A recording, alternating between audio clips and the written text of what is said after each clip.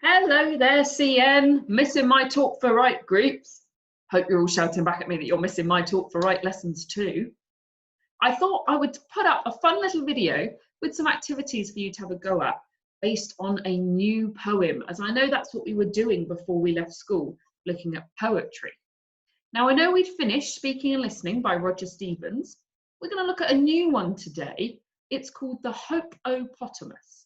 And it's by Greg James and Chris Smith, who you might know from writing the books Kid Normal. Okay, what I'm going to do is I'm going to put a link in the description down below to this book that's full of short stories and poems written by lots of famous children's authors. But we're going to look specifically at the Hope-o-potamus today. And then after the poem has been read by me, I'm going to give you some activities to do. So without further ado, let's have a go at the Hope-o-potamus. Okay. In a drought in the dust, in a dry riverbed, a sad hippopotamus hung his grey head. He'd had nothing to drink since the start of this week. If he didn't find water, things could get quite bleak. The hippo was sad and the hippo was hot. But did he sit down and give in? Of course not. He remembered the words of a wise old giraffe that he'd heard long ago when he'd been a young calf. There'll be times in your life when your road will be tough. You'll be tempted to say that you've had quite enough. There'll be people that try and convince you to stop, and you'll feel that you're just about ready to drop. But those are the times when you've got to keep moving, and with every small step you will see things improving. Just point a way that seems hopeful to you, and you move 1 foot forwards, then foot number 2. Then follow this up with your other 2 feet, then return to foot 1 and repeat and repeat. Remember these words, said the wise old giraffe to our hero the hippo when he was a calf. So the hippopotamus nodded his head. I'll keep plodding and see where I get to, he said. And he looked all around at the arid terrain and thought, will I ever find water again? Ahead, a high mountain rose up in the distance. It looked rocky and steep, but with hippo persistence, he decided he'd walk till he had overcome it, in case there were better things over the summit. First he came to a desert, which wasn't too handy. It was hard to walk through, rather slippery and sandy. A camel was sitting on top of a dune, and it told the hippo, you absolute loon! Turn around, go back, or you'll look like a chump. There's no water this way except this in my hump. But the hippopotamus shook his head. Just a bit further, he boldly said. 1 step at a time, he continued his journey till he came to a jungle, dark, dank, green and ferny. The jungle was thick and the creepers were creepy. A large sloth hung down from a branch, looking sleepy. This forest goes on for miles, he said, yawning. Why don't you just hang here with me till the morning? The hippo, though tempted, again shook his head. Just a bit further, he bravely said. He plunged on through the jungle, and after a while, he arrived at the mountain, the ultimate trial.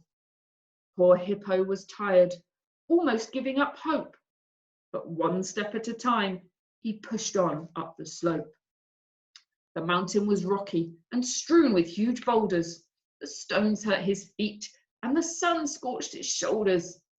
A lion sat there on a rocky outcropping, and the lion called out, you're much better off stopping. But the hippopotamus shook his head. Just a bit further, he proudly said.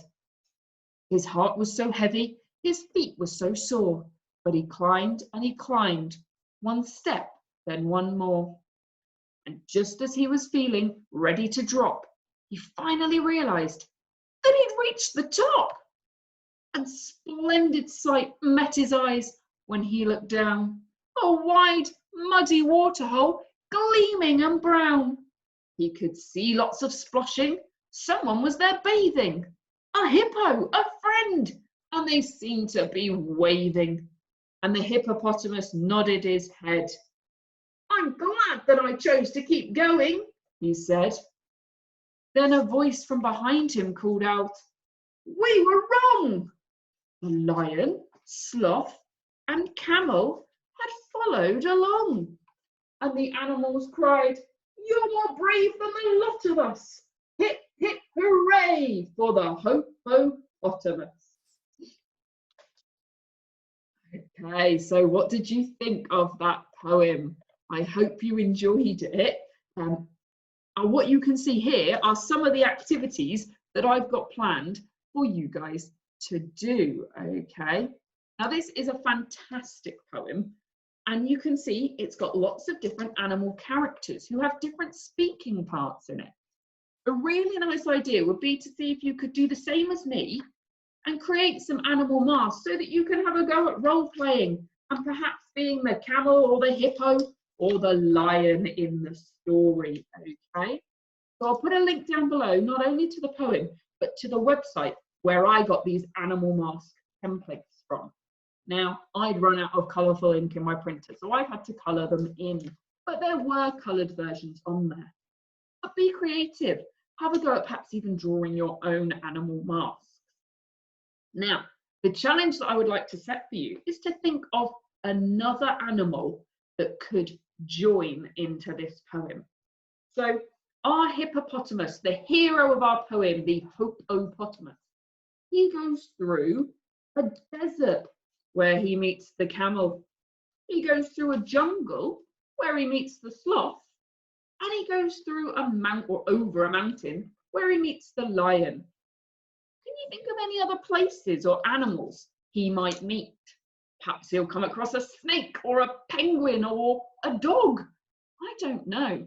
But my challenge for you, CN Talk4Writers, is to see if you can add a couple of lines to our poem for the hippo to go to a new place and meet a new animal who tells him to stop. Okay? So, challenge number 1, have a go at getting a bit arty and crafty and creating your animal mask. Challenge number 2 is to come up with a whole new part of the poem with a new animal and place. Something that's going to help you with challenge number 2 is challenge number 3. Thinking about all of the rhyming words we heard in our poem. Now remember, we've done this in our lessons, and I did a bit of a clue here that our rhyming words are words that sound the same at the end. Okay? So I want you to go through the poem, look at the last word in each line and see if you can find the pairs that rhyme together. Then when you're writing your extra bit with a new animal in a new place, you might be able to think of some rhymes you could put into your poem. There is always the rhyming dictionary online to help us, but we have to make sure we know what the words we're looking at mean, and we're not just picking them because they rhyme.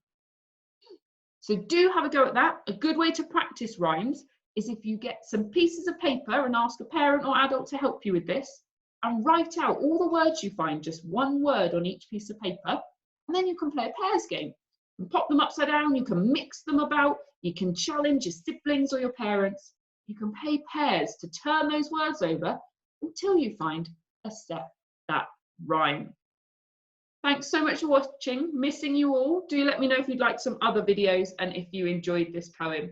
Big thank you to Greg, James and Chris Smith and to the Literacy Trust who have put this book together, because I enjoyed this poem so much. Bye.